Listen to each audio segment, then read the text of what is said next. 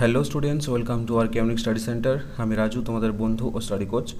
আজকে তোমাদের 13 নম্বরের যে স্কুলগুলো রয়েছে, Mathabhanga high school HS and Barasat PCS government high school, এই স্কুলগুলির সব প্রশ্নের উত্তরগুলো আজকে করাবো। সো তোমরা প্রথম থেকে শেষ পর্যন্ত ক্লাসটি দেখতে থাকো। তোমরা যারা যারা এখনও আগের স্কুলগুলির সলিউশনগুলো না দেখে থাকো, তাহলে আমি ডেসক্রিপশনে লিঙ্ক দিয়ে রেখেছি, সেখান থেকে তোমরা দেখে নিতে পারো। ওকে, তাহলে চলো বেশি দেরি না করে শুরু করি আজকের ইংরেজি ক্লাস। দেখো তোমাদের সিনে কি বলেছে, read the passage carefully and answer the question that follow. অনুচ্ছেদটি ভালো করে পড়ো এবং নিচে দেওয়া প্রশ্নগুলির উত্তর করো। Once upon a time there lived a prince named Khurram. এক সময় সেখানে বাস করত এ প্রিন্স, অর্থাৎ এক রাজকুমার, নেমড খুররম, তার নাম ছিল Khurram. He was the son of Jahangir, তিনি ছিলেন জাহাঙ্গীরের পুত্র, এবং the grandson of Akbar the great, মহান আকবরের নাতি। ওয়ান ডে, একদিন, Khurram went to the Meena Bazaar, একদিন খুররম মিনা বাজারে গিয়েছিলেন উইথ হিজ ফ্রেন্ডস, তার বন্ধুদের সাথে। There he caught a glimpse of an extremely beautiful girl who was selling silk and glass beads. There he caught a glimpse, সেখানে এক ঝলক, of an extremely beautiful girl, সেখানে এক ঝলক একটা সুন্দরী মেয়েকে দেখেছিলেন। হু ওয়াজ সেলিং, যে কিনা বিক্রি করছিল, সিল্ক, তাঁত, এবং গ্লাস বিডস, অর্থাৎ কাচের পুঁথি। The girl was Arjumand Banu Begum, মেয়েটি ছিল Arjumand Banu Begum. C was born in a family of A Persian nobility, তিনি পার্সিক আভিজাত্যের পরিবারে জন্মগ্রহণ করেছিলেন। আফটার মিটিং হার, তার সাথে সাক্ষাৎ করার পর, Khurram went back to his father, Khurram তার বাবার কাছে ফিরে গিয়েছিল, এবং said that he wanted to marry her, এবং বলেছিলেন যে তিনি তাকে বিবাহ করতে চান। খুররম ম্যারেড আরজুমান্দ বানু বেগম ইন 1612, আরজুমান্দ বানু বেগমকে খুররম বিবাহ করেছিলেন 1612 সালে। 5 years after their first meeting, তাদের প্রথম সাক্ষাতের 5 বছর পর। অ্যাট দিস পয়েন্ট, ঠিক এই মুহূর্তে বা ঠিক এই জায়গায়, তরুণ স্টপড হিজ গ্র্যান্ডফাদার, তরুণ তার ঠাকুরদাকে দাঁড় করালো। But grandfather, I don't want to here the story of Prince Khurram, কিন্তু ঠাকুরদা, আমি রাজকুমার খুররমের গল্প শুনতে চাই না। I want to know about the Taj Mahal, আমি জানতে চাই তাজমহলের সম্পর্কে। বি প্যাশেন্ট তরুণ, ধৈর্য ধরো Tarun. Let me finish the whole story, আমাকে পুরো গল্পটা শেষ করতে দাও। সেড হিজ গ্র্যান্ডফাদার, তার ঠাকুরদা বললেন।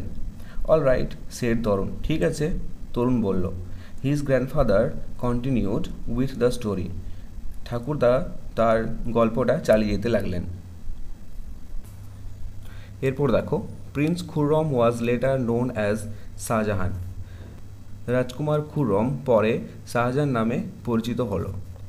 হি became the emperor in the year 1628, তিনি 1628 সালে সম্রাট হয়েছিলেন। Arjumand Banu Begum was later named as Mumtaz Mahal, Arjumand Banu Begum পরে মমতাজ মহল নামে পরিচিত হলেন।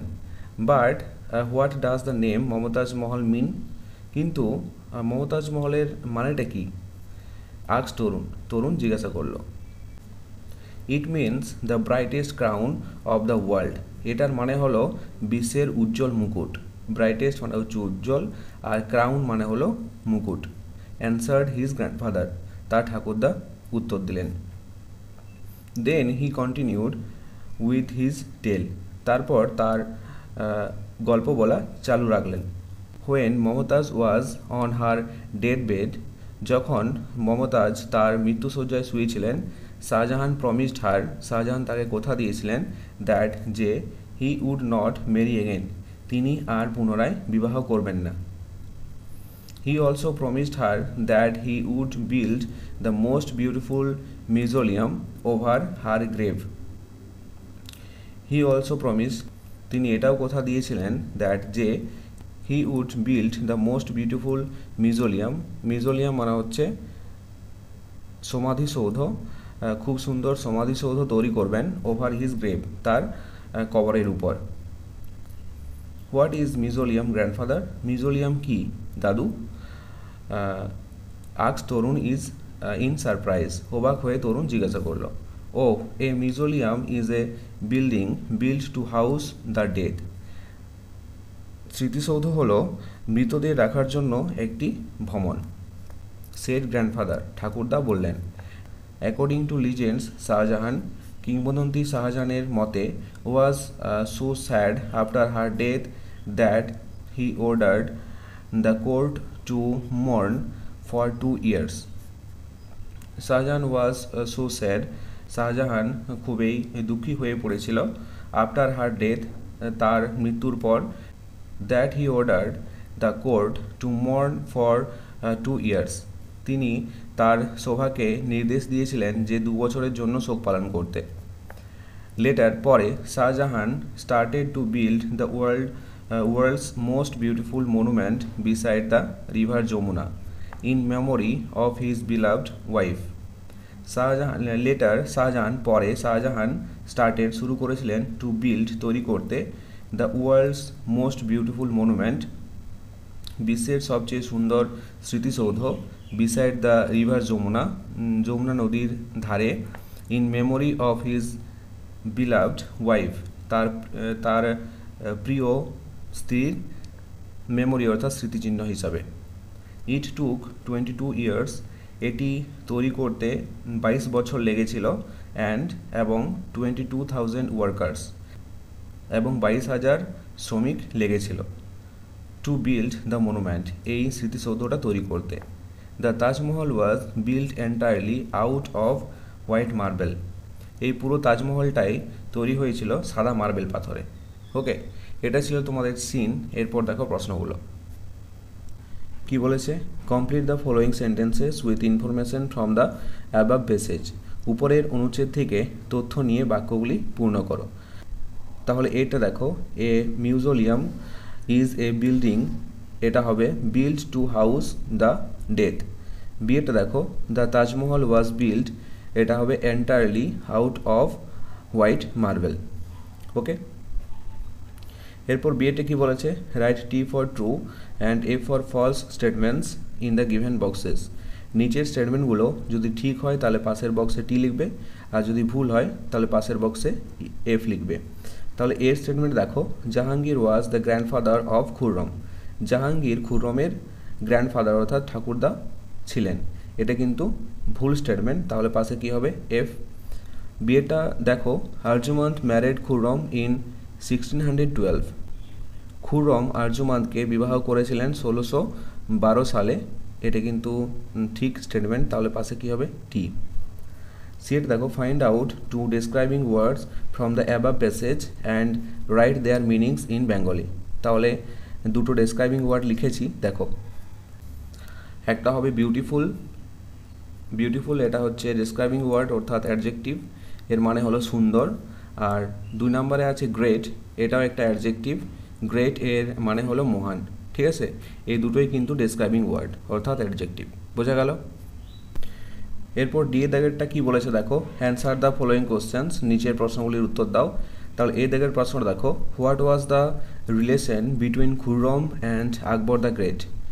মহান আকবর এবং খুররমের মধ্যে যে সম্পর্ক সেটা কিসের সম্পর্ক? ঠিক আছে, তাহলে এর উত্তরটা দেখো, Khurram was the grandson of Akbar the great. Khurram ছিলেন মহান আকবরের নাতি, তাই না? তাহলে এটা দাদু নাতির সম্পর্ক। বিয়েটা দেখো, in which year did Khurram first meet Arjumand. কোন বছরে খুররম আরজুমান্দের সাথে প্রথম দেখা করেছিলেন? তাহলে এর উত্তরটা দেখো, Khurram first met Arjumand in 1607। Khurram প্রথম আরজুমান্দের সাথে দেখা করেছিলেন 1607 সালে। সিয়েটা দেখো, which family did Arjumand belong to. কোন পরিবার থেকে আরজুমান্দ বড় হয়েছেন?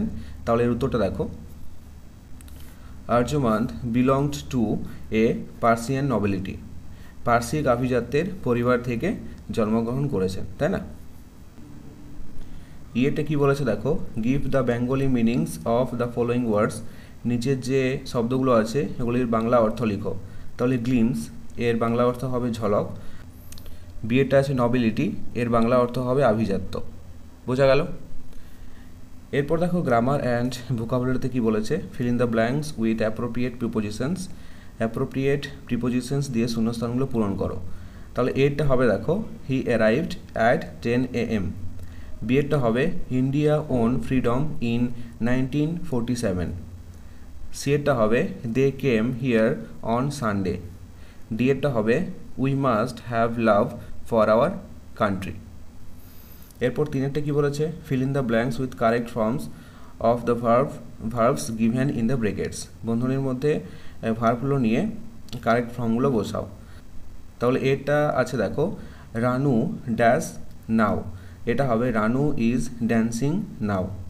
বিয়েরটা আছে দেখো, Rabi and Sofi dash a story book, তাহলে এটা হবে Rabi and Sofi are reading a story বুক।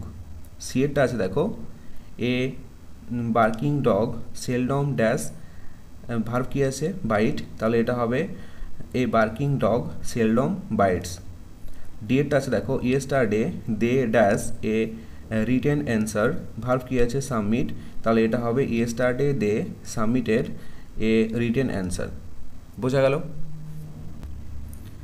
এরপর দেখো চারটে কি বলেছে, ট্রান্সলেট ইনটু ইংলিশ, নিচের যে বাংলা বাক্যগুলি দেওয়া আছে এগুলিকে ইংরেজিতে ট্রান্সলেট করতে হবে। তাহলে এটা আছে দেখো, আমি এখন বিদ্যালয়ে যাচ্ছি, তাহলে এটা হবে I am going to school now. বিয়েটা আছে দেখো, শ্রেণী শিক্ষক আমাদের পড়াচ্ছেন, তাহলে এটা হবে the class teacher is teaching us. Okay, পাঁচেরটা কি বলেছে, fill in the blanks with appropriate words from the help box, help box থেকে সঠিক শব্দগুলো নিয়ে শূন্যস্থানে বসাতে হবে। তাহলে এরটা দেখো, we see our dash in the mirror, তাহলে এটা হবে we see our reflection in the mirror. বিয়েরটা আছে দেখো, the dog dash on the cat, তাহলে এটা হবে the dog pounced on the cat. সিয়েরটা আছে দেখো, the policeman dash the thief, এটা হবে the policeman detected the thief. Okay, এরপর ছয়টা কি বলেছে, underline the adverbs in the following sentences, নিচে যে বাক্যগুলি রয়েছে এই বাক্যগুলির মধ্যে যেটা অ্যাডভার্ব রয়েছে সেটা নিচে দাগ দিতে হবে। তাহলে এটা আছে কাম হিয়ার, এই যে হিয়ার এটা একটা প্লেস বোঝাচ্ছে, জায়গা বোঝাচ্ছে, তাহলে এই হিয়ার এটা হবে অ্যাডভার্ব অফ প্লেস। বিয়েটা আছে দেখো, he will watch A movie tomorrow, এটা হবে টুমরো, টুমরো একটা সময় বোঝাচ্ছে, তাহলে এটা হবে অ্যাডভার্ব অফ টাইম। সিয়েটা আছে I shall gladly do it, gladly এটা হবে অ্যাডভার্ব অফ ম্যানার। ওকে, সাথেটা দেখো, ডু অ্যাজ ডাইরেক্টেড, এটা আছে he is a brilliant student, এটা কি করতে বলেছে, ফাইন্ড আউট দ্য অ্যাডজেক্টিভ, এখানে এই বাক্যটির মধ্যে যেটা অ্যাডজেক্টিভ সেটা খুঁজতে হবে। তাহলে এখানে দেখো ব্রিলিয়েন্ট, এই ব্রিলিয়েন্ট এটা হবে অ্যাডজেক্টিভ। বিয়েটা আছে দেখো, the work was done by him, এটা কি করতে বলেছে, ফাইন্ড আউট দ্য প্রিপোজিশন, প্রিপোজিশনটা খুঁজতে বলেছে, তাহলে বাই এটা হবে প্রিপোজিশন। সিয়েরটা দেখো, উই শুড রেসপেক্ট এল্ডার্স, এটা কি করতে বলেছে, find out the predicate, predicate যেটা সেটা নিচে দাগ দিতে হবে বা সেটা খুঁজতে হবে। তাহলে দেখো we should respect elders, we এটা হবে সাবজেক্ট আর শুড রেসপেক্ট এল্ডার্স এটা হবে প্রেডিকেট। আমাদেরকে যেহেতু প্রেডিকেটটা খুঁজতে বলেছে তাহলে প্রেডিকেটের নিচে দাগ হবে। ওকে, আর যদি সাবজেক্টও বলতো তাহলে উইটা হতো সাবজেক্ট। ডিএটা আছে দেখো, আই লিভ হিয়ার, কী করতে বলেছে, অ্যাডভার্ব অফ প্লেসটাকে ফাইন্ড করতে বলেছে, তাহলে হিয়ার এটা হবে অ্যাডভার্ব অফ প্লেস। বোঝা গেল? এরপর দেখো রাইটিং স্কিলে কি বলেছে, right 6 sentences about the childhood of Rabindranath Tagore using the following hints. Rabindranath ঠাকুরের শৈশব সম্পর্কে 6টি বাক্য লিখো, ইউজ দ্য ফলোয়িং হিন্টস, নিচের যে হিন্টসগুলো দেওয়া আছে এগুলি ব্যবহার করে। ওকে, আর অথবা দিয়ে দেওয়া আছে write a paragraph on your self, তুমি তোমার সম্পর্কে একটা প্যারাগ্রাফ লিখো।